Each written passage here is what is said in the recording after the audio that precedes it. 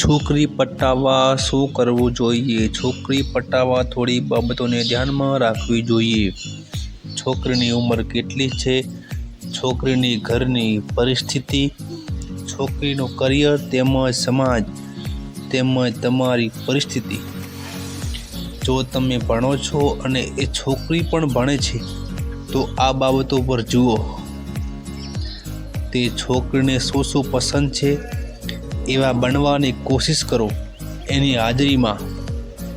ઉદાહરણ તરીકે કોઈ છોકરીને સ્પાઈડરમેન ગમે, ડોરેમોન ગમે તો એ પ્રકારના બિહેવિયર કરો. જો એને BTS ગમે તો એ પ્રકારના બિહેવિયર કરો.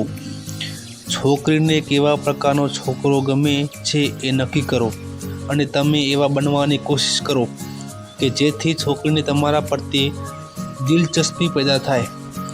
જો એ છોકરીને હીરો જેવો છોકરો ગમે છે તો તમે હીરો જેવો દેખાવ, અને સાદો સિમ્પલ ગમે તો એ પ્રમાણે.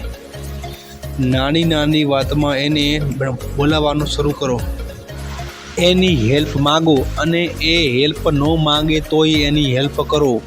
બીજાની સામે એવા ગુણ પ્રગટ ન કરો કે એ છોકરીને તમારા પ્રત્યે અણગમો પેદા થાય. એના વખાણ કરો, તમારામાં રહેલા ખરાબ ગુણ છુપાવો. એ છોકરીની આજુબાજુ વધુ ન રખડતા. તમે એને સામેથી એમ ન કહેતા કે નંબર આપો. કેટલાક ખાસ પ્રસંગ કે તહેવાર એને વિશ કરવાનું ન ભૂલતા. જ્યારે તમે એ છોકરી સાથે એકલા હોય ત્યારે ફક્ત વાતો જ કરવી, એવી વાતો કે જે છોકરીને ગમે. એટલે જ મેં ઉપર મુજબ કહ્યું હતું કે એ છોકરીની પસંદ નાપસંદને પૂર્ણ રીતે જાણી લેવી.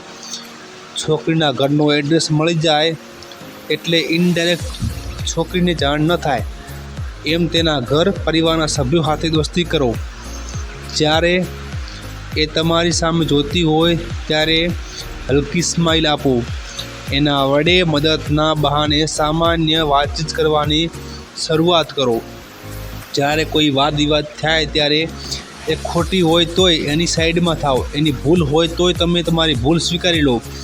મુસીબત કે દુઃખ સમયે સહાનુભૂતિ આપો. બસ આટલું ઇનફ છે. જો છોકરી પટાવ્યા પછી શું કરવું એ જાણવું હોય તો